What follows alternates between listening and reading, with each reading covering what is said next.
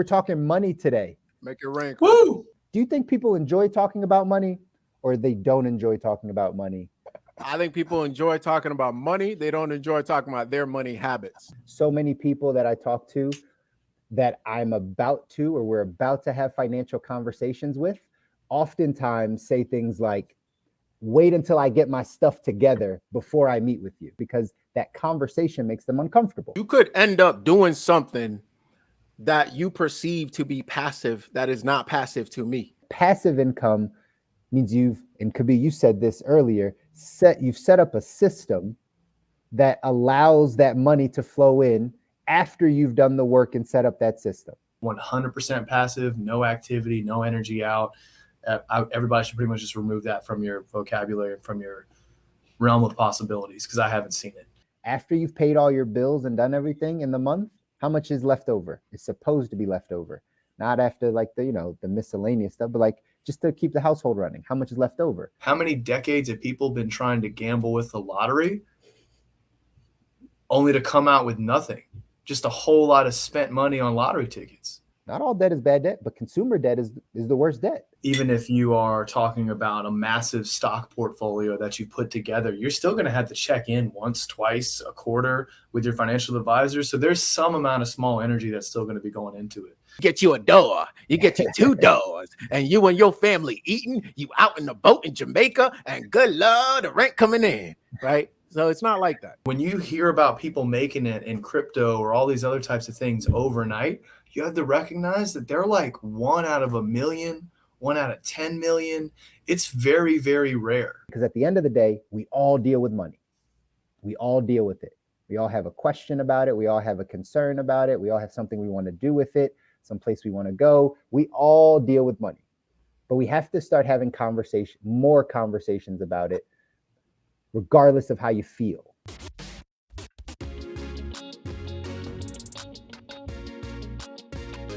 Welcome to the Good Life. What's up, everybody? Welcome back to the Good Life Visual Audio Podcast. I got Stu here with us. Say what's up, Stu.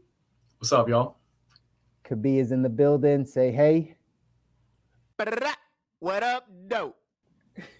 And as always, I'm Chris, guys. Hey, we're diving into, again, how to design your life with extraordinary health, wealth, and mindset.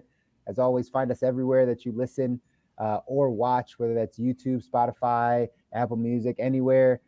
Press a like button, share it with somebody, because as always, we're giving you value. We got some really, really good stuff to talk about today to help you get to the good life. We're doing it well. That's right. And it happens to be my week, I guess. Right? We're talking money today. Make it rain. Woo! Talking money. Everybody loves talking money, or maybe they don't. Let's start with that question, gentlemen. I'm in a questioning mode today, so you're probably gonna get a lot of questions out of me. But do you think people enjoy talking about money, or they don't enjoy talking about money? What do you think? Listen, take that right off the top. I'm gonna go negative Nancy on you. I'm gonna go negative Nancy real quick.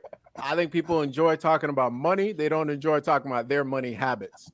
Oh shit! Oh. Getting deep already. Let it drop. Fire right in the way. Fire right off the bat. Right, just it's coming. So that's what you get when you get me on that go-go juice. He's on the juice. Stu, what do you think?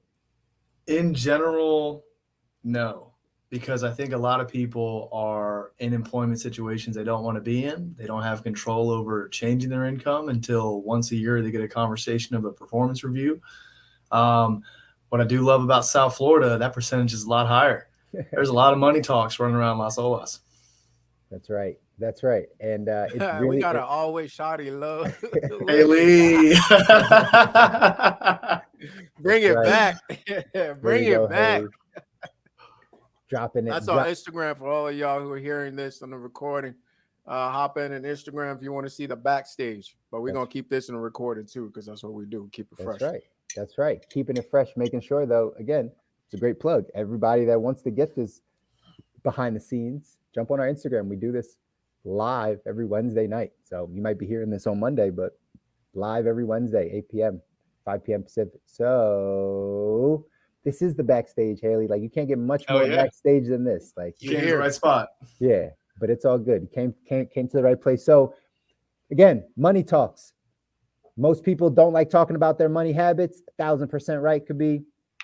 But the ones that are in it, that are thinking about it, that are, you know, in the game, they want to have the conversation. They want to have the conversation. You guys know, as a financial professional, I get a chance to lift up the hood under people's financial life all the time, consistently. And a lot of times, in my experience, people do not want to have the proper financial conversation. The proper financial conversation. Some people might want to talk about investments, the 203, the 303. They want to throw out the ideas of what they could be doing, or the grandiose real estate deal that they're thinking about doing. However, when you really get into the mechanics of money, or even the education behind it, or where people might be have some insecurities around money, those things we push away. We don't want to have that conversation necessarily. So many people that I talk to that I'm about to, or we're about to have financial conversations with, oftentimes say things like, wait until I get my stuff together before I meet with you, right? Because they're a little bit ashamed. They have some insecurities. They're trying to figure it out themselves before they come open it up and have the conversation with a financial professional, because that conversation makes them uncomfortable. And it's okay. If anybody's listening that might be feeling that a bit of like, I don't really want to talk to somebody about my money, or I don't really know who to talk to, or whatever the case is, because it feels uncomfortable. We have to get rid of that. And I'm one of those people. I try to help make it easy and simple for you to talk about money, because at the end of the day, we all deal with money. We all deal with it. We all have a question about it. We all have a concern about it. We all have something we want to do with it, some place we want to go. We all deal with money, but we have to start having more conversations about it, regardless of how you feel about it. You got to start having more conversations. And in those conversations of talking about money and bringing some things up about money, one of the terms that gets that gets thrown out a lot when you ask people about what they're trying to do or where they're trying to go with money, one of the things that pops up all the time is passive income. I'm looking for passive income. I could probably say 75% of the people that I talk to about money, at some time in us talking, they bring up the words passive income, right? And I think it's worth us having a conversation about what passive income is, what it looks like, what it's not. How do we even get to this place? I wrote an article back a few years back in the end of 2019, going into 2020, that I said 4 words or 4 phrases that we have to take out of our financial vocabulary in 2020, right? Many things happened in 2020 that we had to, right, shift and adjust to. But the 4 words, one of the phrases that I said we have to take out of our vocabulary is passive income. And the reason I said we have to take out passive income is because we're getting confused as a society, as people that are playing in this capitalistic, right, arena. You have to really understand the language behind money and what you're saying.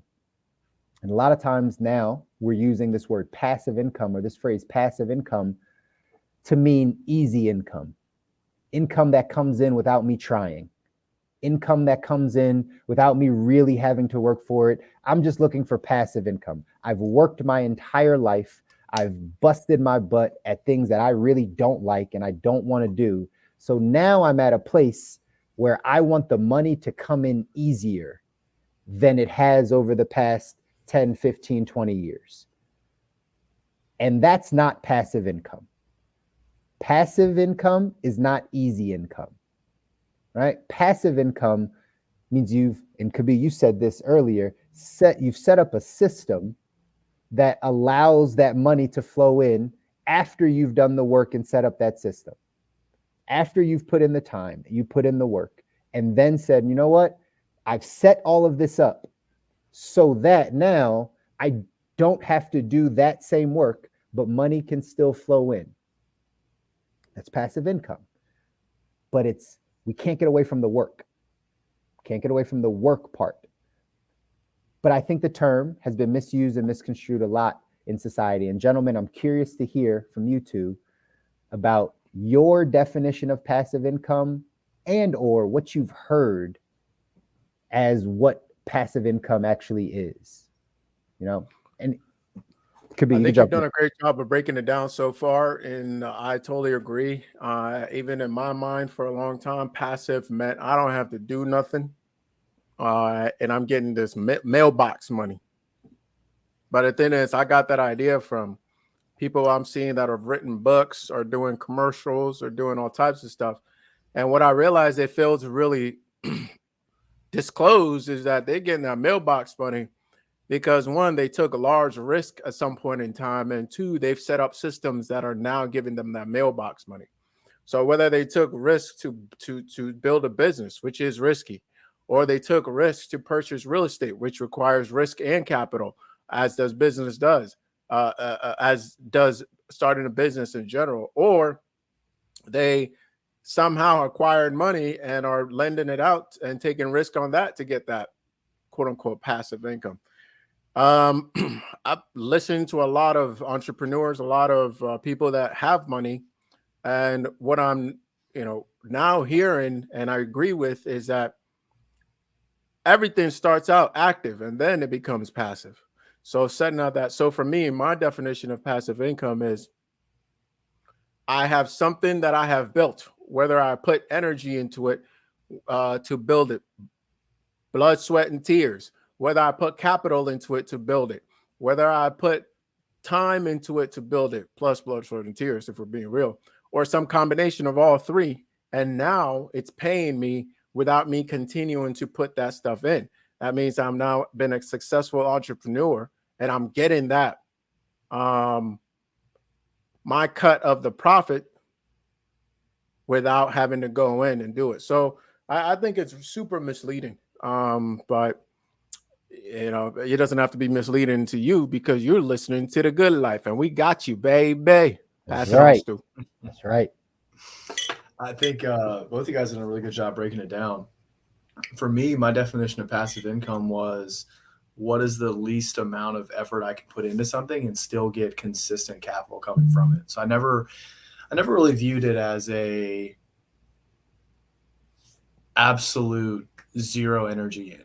I actually don't know anything out there that could even be that way. I mean, even if you are talking about a massive stock portfolio that you put together, you're still going to have to check in once, twice a quarter with your financial advisor. So there's some amount of small energy that's still going to be going into it.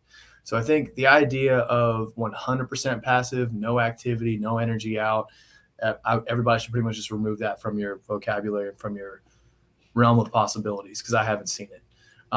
Take it out. Just take it right out.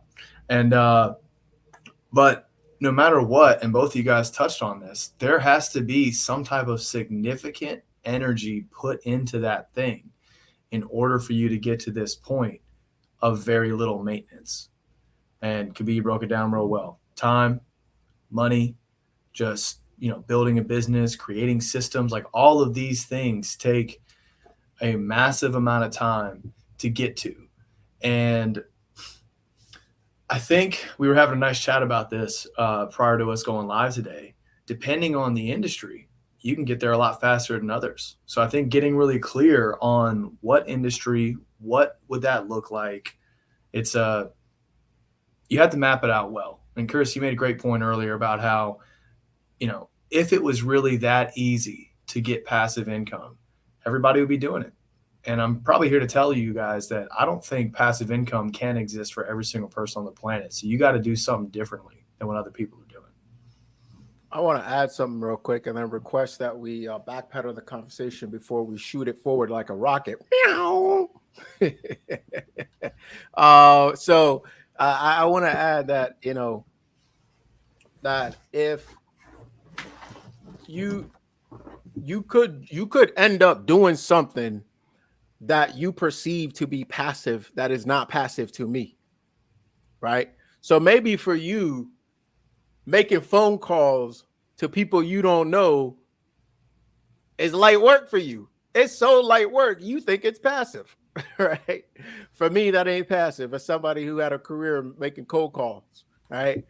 But maybe that's really easy for you. So I think this all goes back to our age-old advice of pick something that you are good at, something you enjoy doing, and something you can get paid for, and it could feel passive, right? But we know obviously you're still putting energy into it. So I think I want to highlight that point in time, and that kind of piggybacks Stu off off what you said about picking about the industry.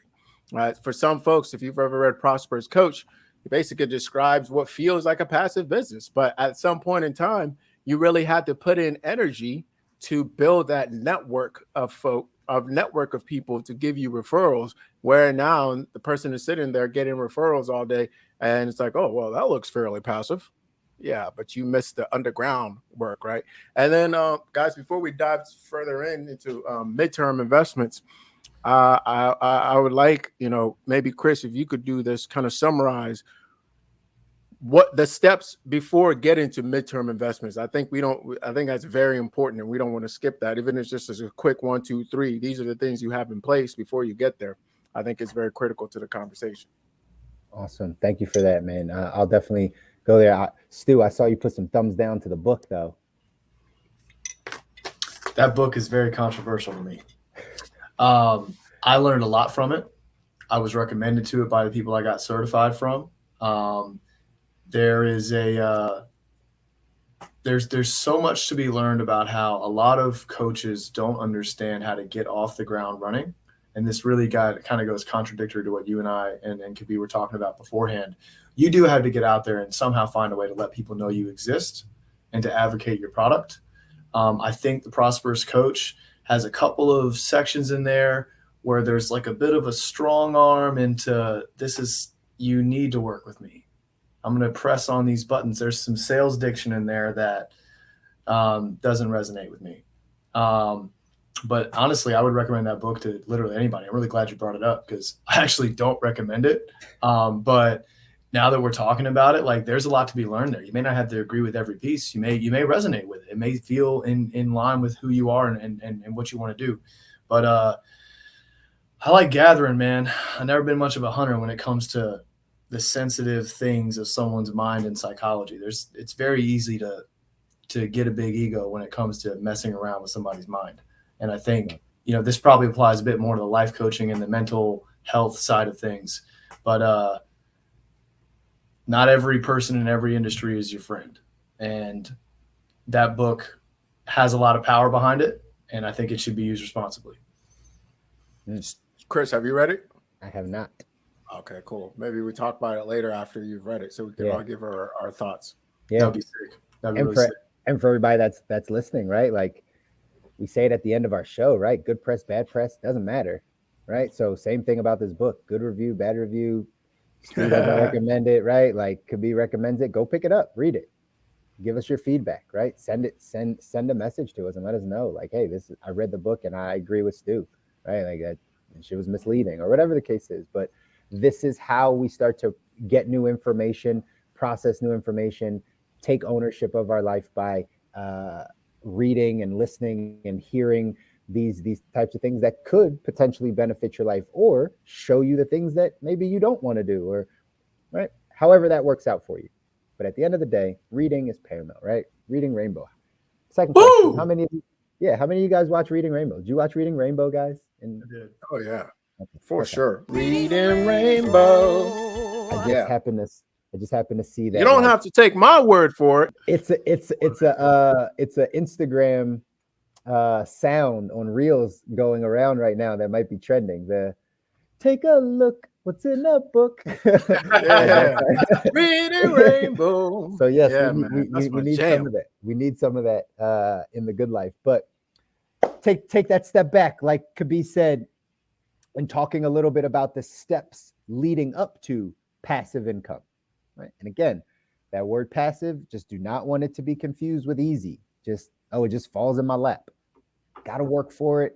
You just setting up systems, like Kobi said, right? You got to have, some capital, some things that you put in place. But what happens before that point? Before you're thinking about passive income, I go back to the foundations, right? Foundations.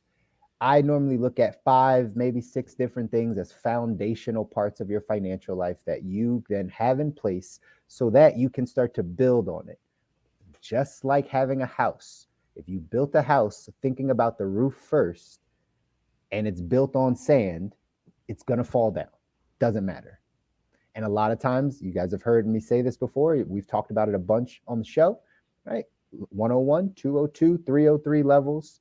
This midterm investment can be a 202 or a 303 type of level. It's not a 101. And here's why it's not a 101. Because 101, first and foremost, cash flow. What comes in, what goes out. Income and expenses. Pretty basic stuff. But most people don't have a handle on it. Do you know how much, for many people, they don't know their discretionary income. Meaning, after you've paid all your bills and done everything in the month, how much is left over? It's supposed to be left over. Not after like the miscellaneous stuff, but like just to keep the household running. How much is left over?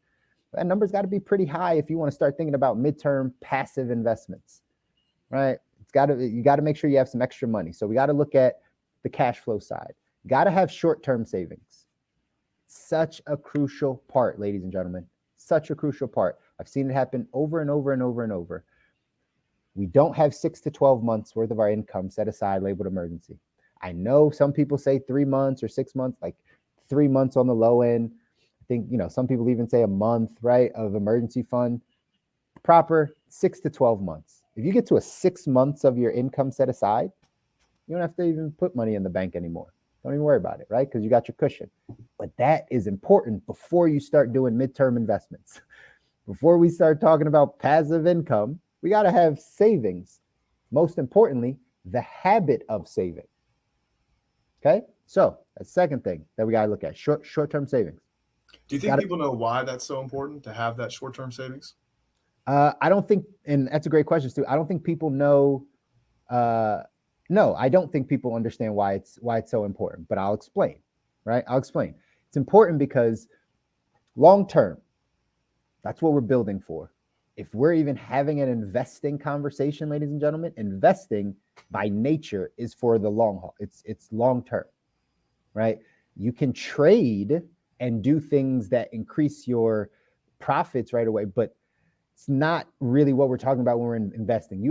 Anytime you use that word investing, you're putting something in right now to get a return down the line, right? So it's always going to be future. But what we don't foresee a lot of times are the hiccups of life. The hiccups of life. Job loss, sickness, divorce, bankruptcy, major house bills, right? All types of things that start popping up that dip into our personal finances. Right? Dip into our personal financial life.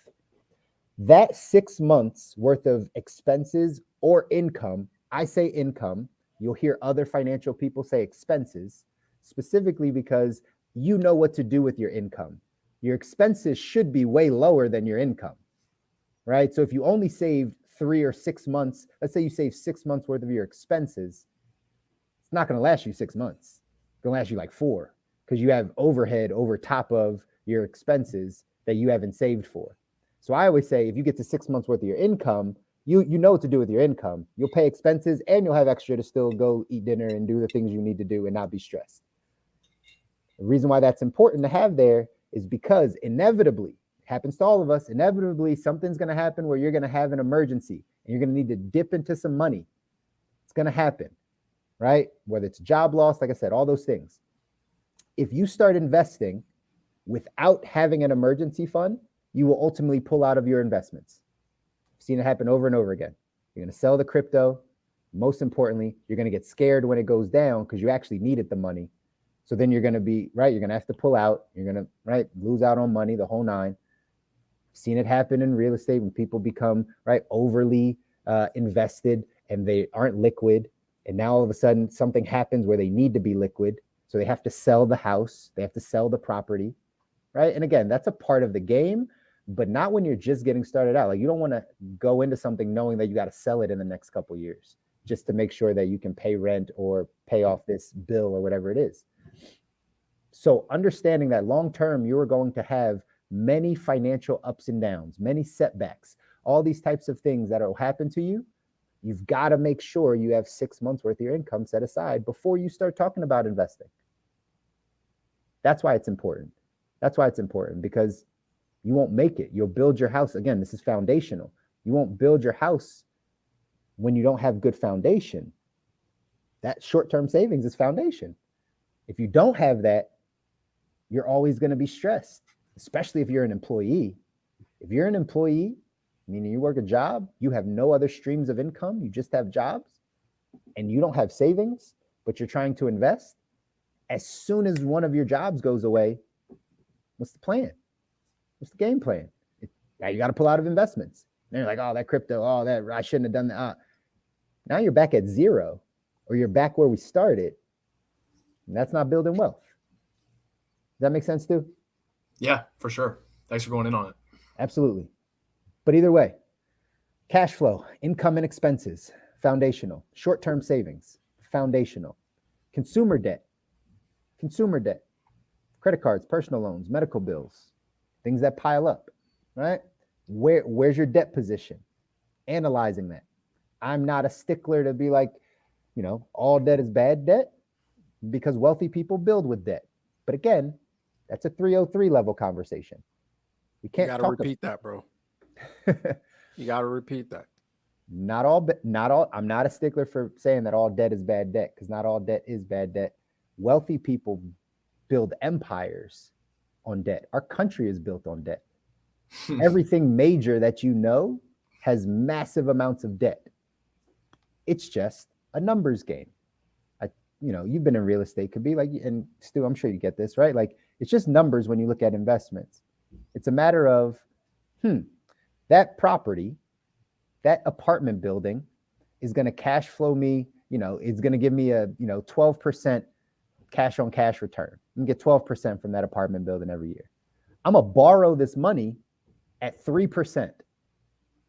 So if I borrow money at 3% and I get 12%, that's a positive 9%. If I have $300 million in debt, I'm still good, because the numbers worked out. Because at 300,000, I'm not a genius in math, but like, it's going to cash flow you a good amount, right? More than that debt, right? Carry the zero. Neither's Trump. Carry a couple zeros. Right? Neither's Trump. Hey, there's Trump. Is that what you said? Yeah. Listen, it's how things are built. We just got to pay attention to understanding money, to understanding how it works. So not all debt is bad debt, but consumer debt is the worst debt.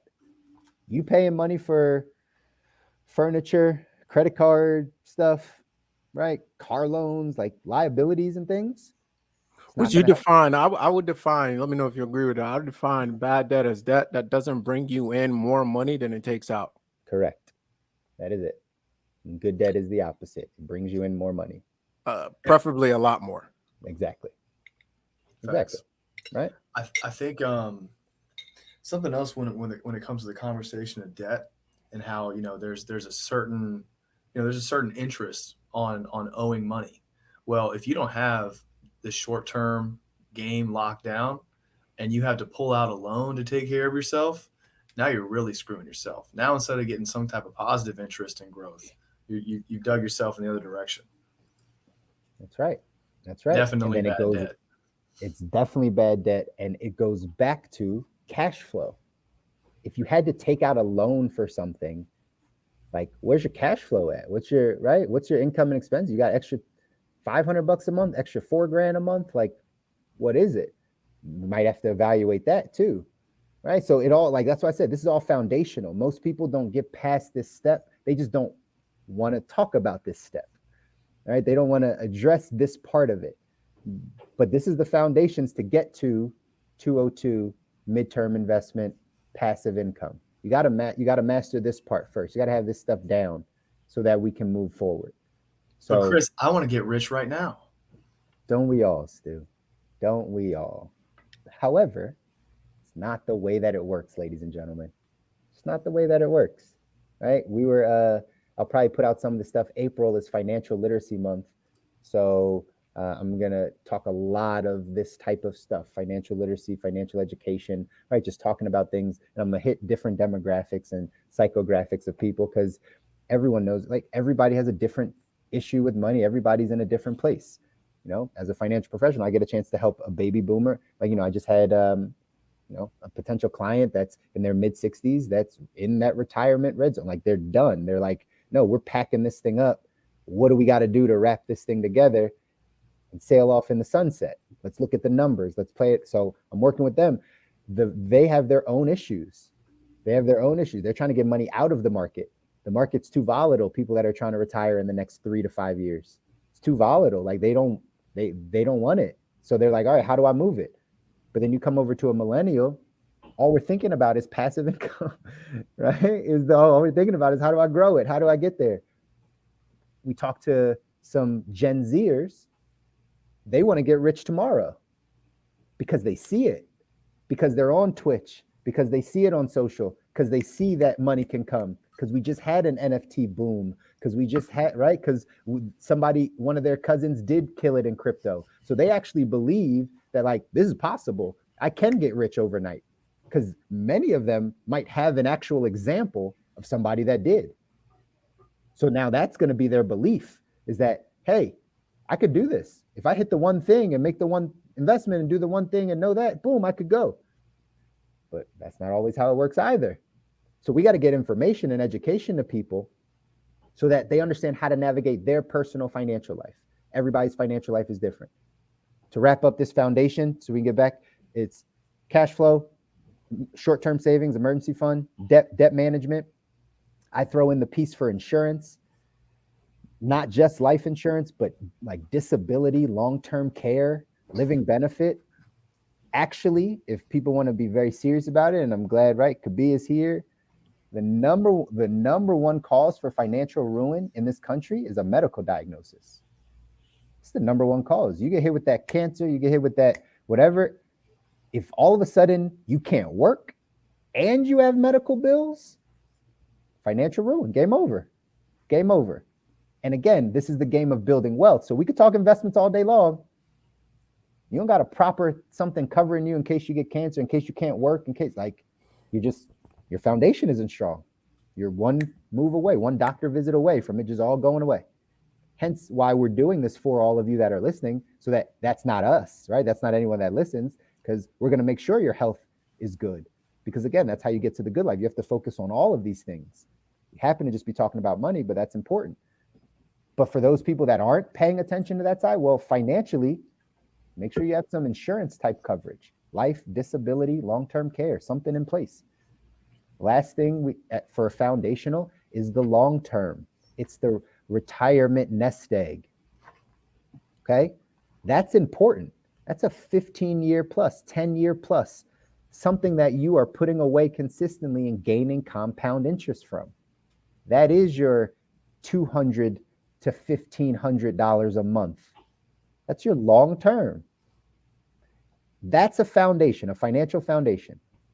If we get back to the investing part, short term, long term, and then it's midterm.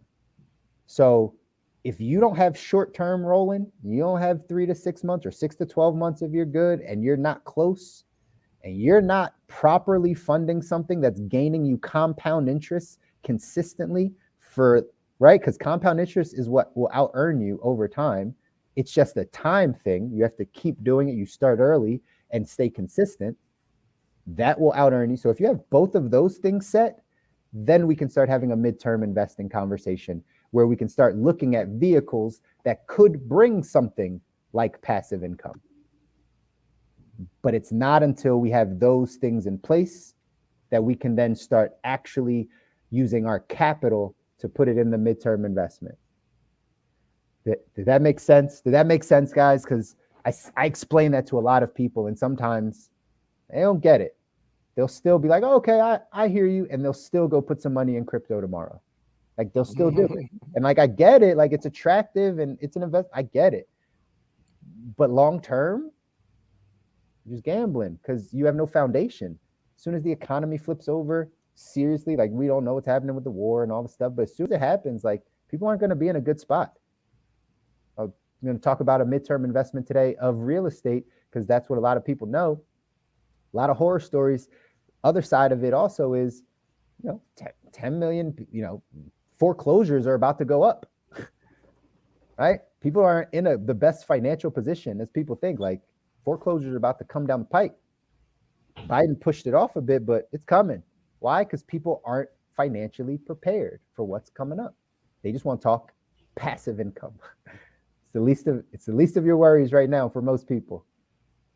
But we got to start talking about foundation. So what do you guys got from that? Did that answer kind of where we were going with that? Oh yeah, absolutely. Absolutely. I think it's worthwhile to set that foundation before we move on and talk, because like you said, we have a tendency to skip steps as humans. That's it. It's very true. You mentioned the element of gambling. I think when individuals are, in previous episodes, you've always talked about how money is such an emotional thing.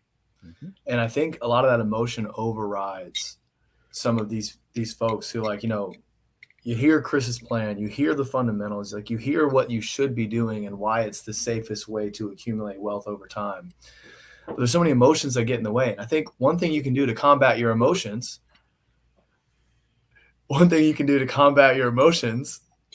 staying hydrated. That was the juice, y'all. That was the juice. I heard that point about the medical diagnosis. I was like, listen, you want to get rich, get healthy first. Mm-hmm. Yeah. No, he's got a point, especially because we were just talking about an example of somebody that unfortunately got kidney stones, and that's expensive. That's an ER visit, all kinds of stuff. And here we are. I thought you heard that earlier. And hydration is key. Easily avoided. Agreed. Easily. Agreed. So instead, that's a big financial expense. But long story short, you combat some of this emotional nature with logic. What's some logic that I think a lot of people can pay attention to? How many decades have people been trying to gamble with the lottery only to come out with nothing?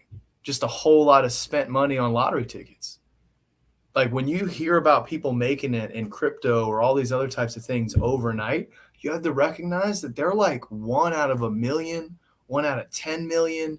It's very, very rare. And just please, just look at some statistics over all the people that are doing it and just how few actually become successes overnight, because that's not a successful model. That's a 1 in a million chance. That's right. Or right, like that, right, this isn't their first rodeo. You think they hit it big on this, but they've been trying everything and wasted so much money over the past 5-10 years that, like, it's just made up for what they lost, right? But we don't know those things. We only see the winners of the lottery. We only see the high score at the casino, right? Yeah. The big payout. We don't see all the other stuff.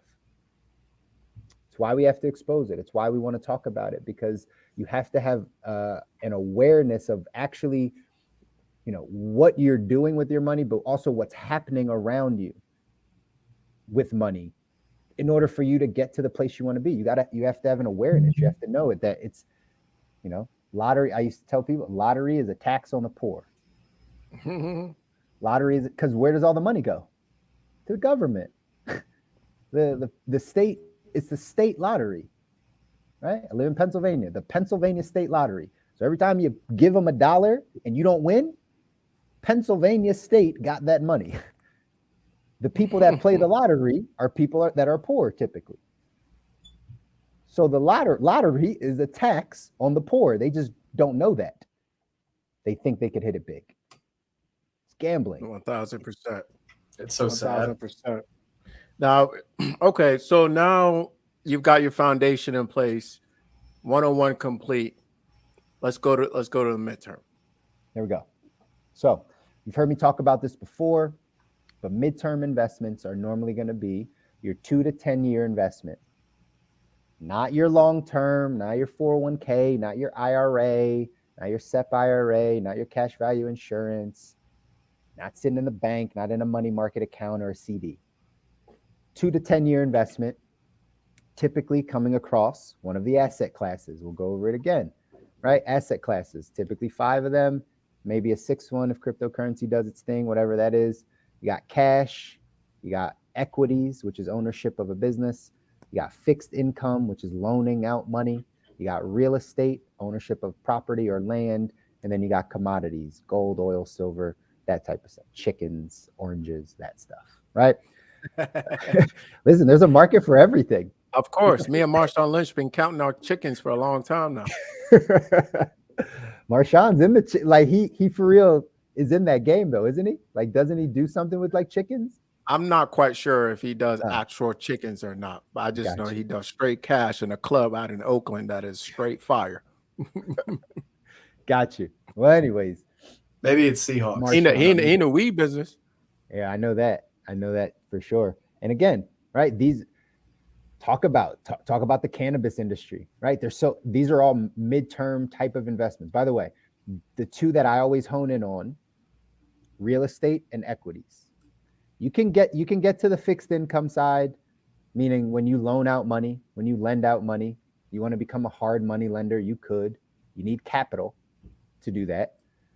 But in general, you could actually get percentage points just by loaning out your money. And then the commodity side also, right? Most middle income people, we're not tapped into the commodities market. We know gas prices went up, but you've never looked at really how to purchase oil, how to purchase crude oil. Like you don't really know anything about that side of things. And that's the commodity side. Tons of money in it. Kobi might know. Maybe Kobi knows. I do love me some crude. Right? Shout out to the OGs that put me on though. They got to be OGs. They have to be, because most people don't get into that side. Most people literally think they're just going to either invest in the stock market or invest in real estate. That's what most people think, right? Those are like the limited options. What was that? Is that silver? Was that a condom? What was that? Pause. You invested in Trojan? Two individuals here, right?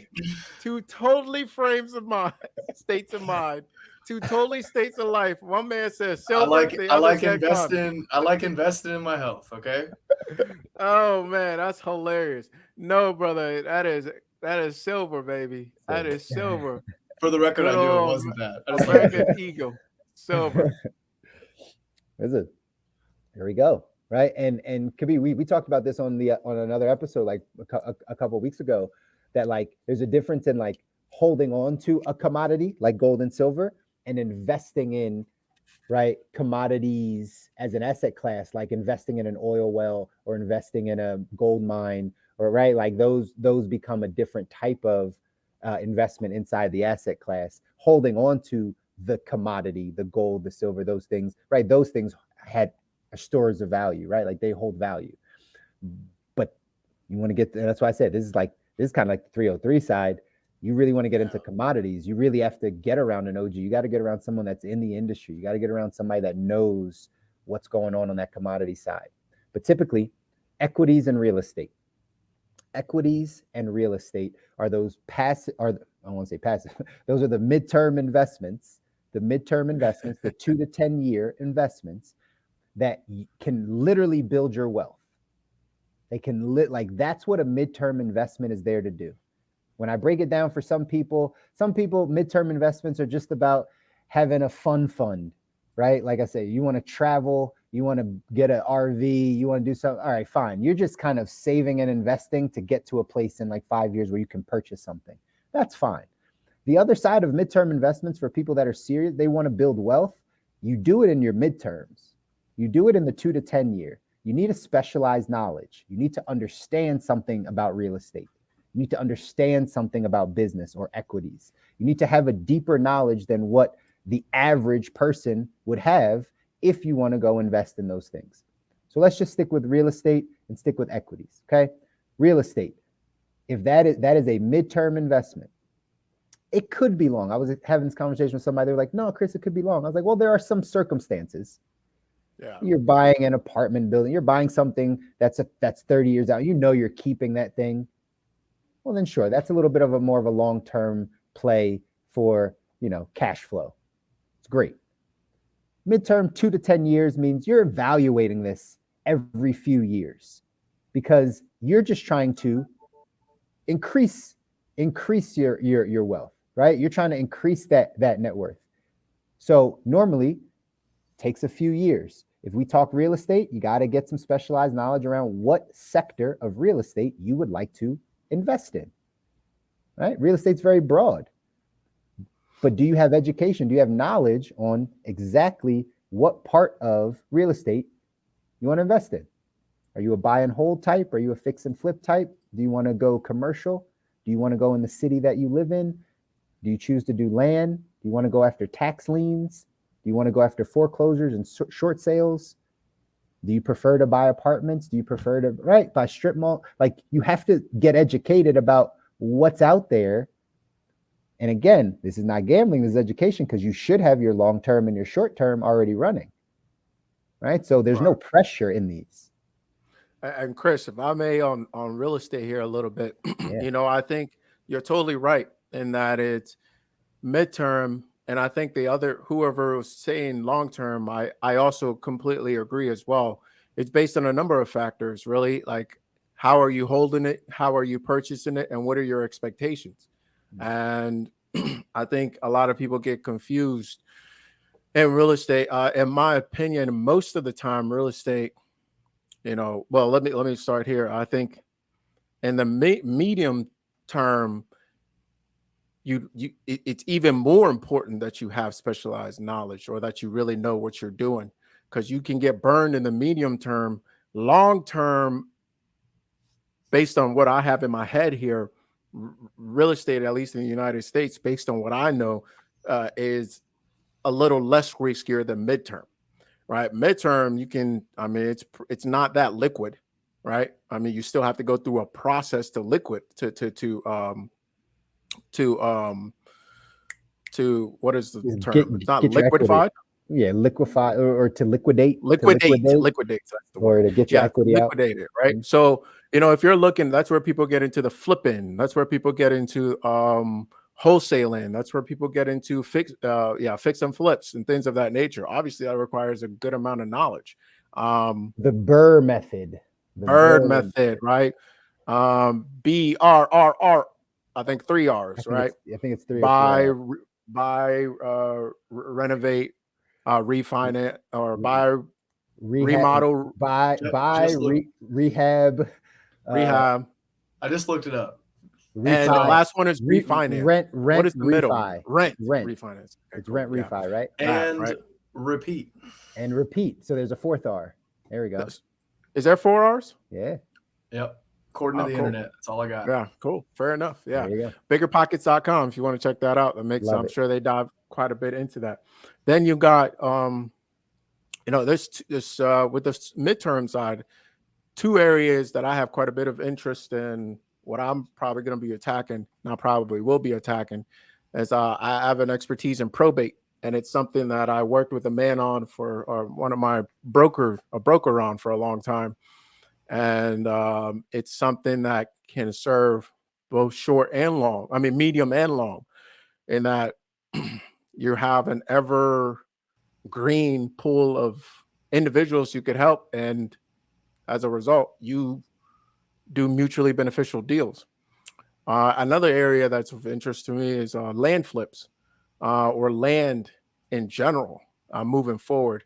So if you're ever interested in that stuff, or you're doing that and I can learn something from you, please let me know, because that's definitely, I'm very interested in those 2 areas in particular. Long term, from me, multifamily first, and then even longer term would be commercial, because I think commercial is getting smacked in the next decade or 2. I ain't touching that. But as soon as everything turns around, because everything is cyclical, I'm very interested in touching that stuff. So, you know, that's just honestly, that's really just me liking to talk about that stuff, less any sort of advice, obviously. But those would be my examples of medium term real estate, long term real estate. I don't touch things like REITs. I don't like them. I don't touch things like, well, I'm in a condo now, but REITs are technically equities. Okay, well, okay, cool. I don't like them. I'm not a big fan either, but technically, and for people that don't know, it's a real estate investment trust. That's what it is. Basically, instead of you investing in the physical property. You're investing in the company that owns the properties, or the pool of companies that own the properties. And so through that, you're getting a share basically. But Where would you put like funds? equities. Equities. Okay. Hmm?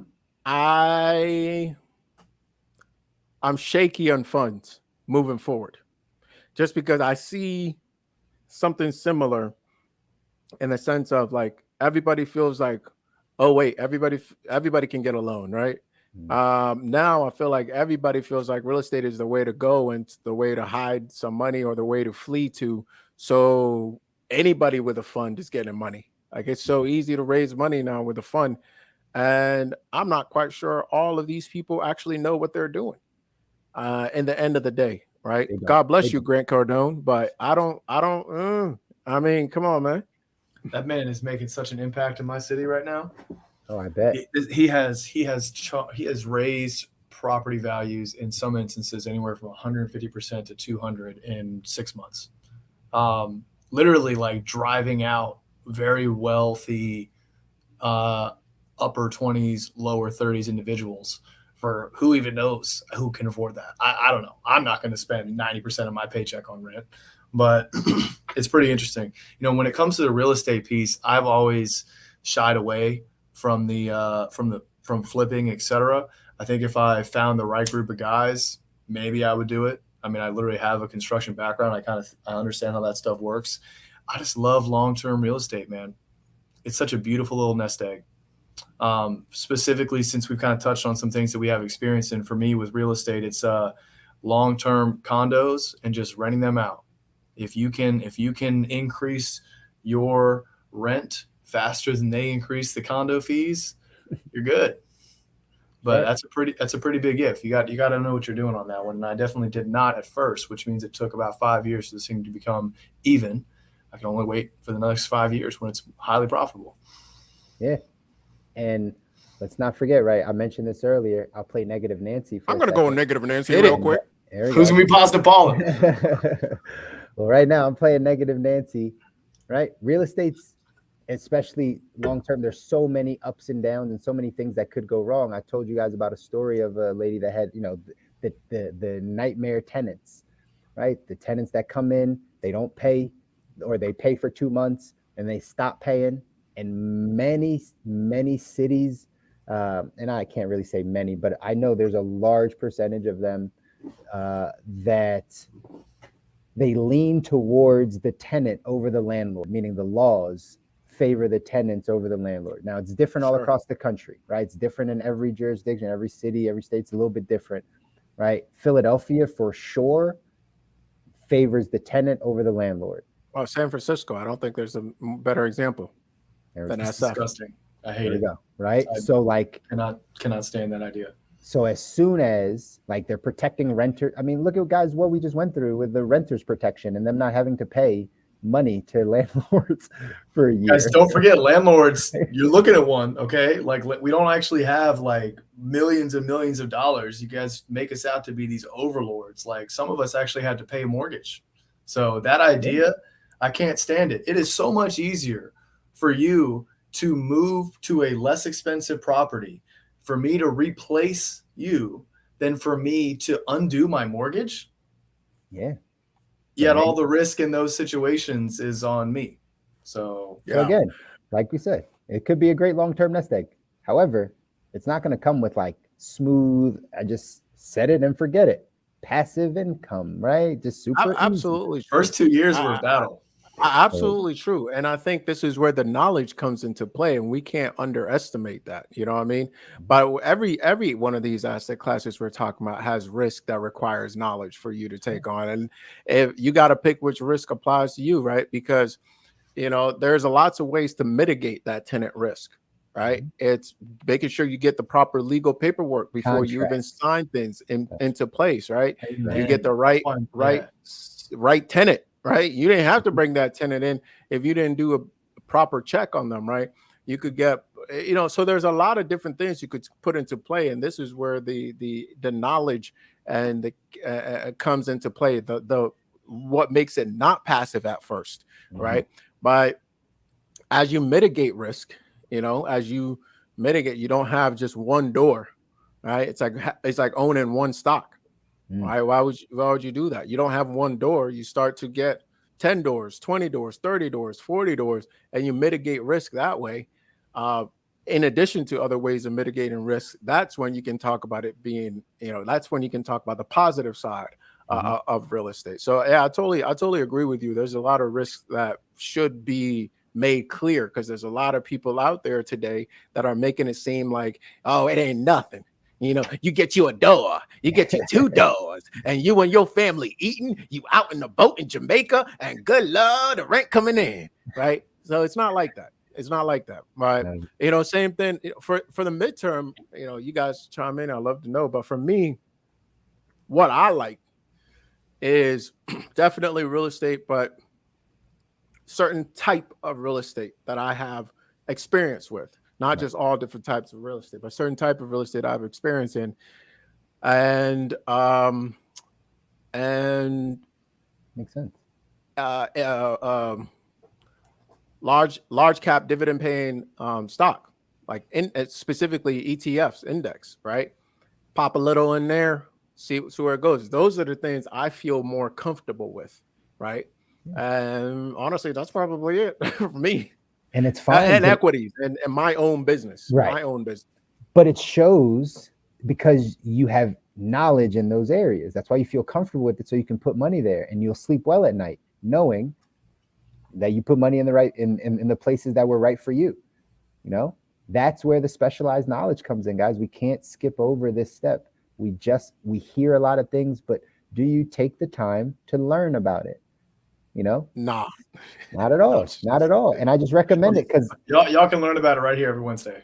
Learn about it here. We'll give you resources. There's so many resources. Like, man, this could probably be a different conversation, guys, where we could talk about like how people don't know how to learn because of school, right? School taught us how to think. Clip that, Ash. That's a different episode. Clip that. Different episode. We need that. God, we could spend so much on that. But we could, but it's just true. Like, people don't know how to learn with outside of the institution of school, outside of like that building. They forget how to like actually take 10 hours and study something and sit at home and read the book. Just because you don't have a test coming up, your test is life. It's your bank account. Bars. Right? That's the test. So how much you studying for it? That's what the specialized knowledge is for you to be able to get to passive income, right? Go full circle back to this conversation of passive income, right? And distracted. We're wrapping this thing up. I don't know if this guy can hold his fluids. Listen, guys, I gotta be honest with you. We don't hide things on this show here. I'm on a solid food vacation juice feast, and the juice is running. Listen, I hope you learned a lot from this show, but we got to go. we're gonna wrap this thing up right now. Stu, I don't know if you have it. If you could take us out, because I don't know if Kobi is in a place to be able. Oh, I got you. Wait, you got it. He's ready then. Ladies and gentlemen, we love you. We love you. You ain't got to go, but you got to get out of here. That is it for us today. And if you guys like what you heard, make sure you subscribe. Smash that like button. Tune in next Monday or Wednesday if you're live with us on Instagram, and share this episode with somebody that's climbing the ranks. And they may or may not like it. That's okay. All press is good press. And until next time, keep living the good life. We out of here, baby. Hit that bathroom, bro. We're out. Welcome to the good life.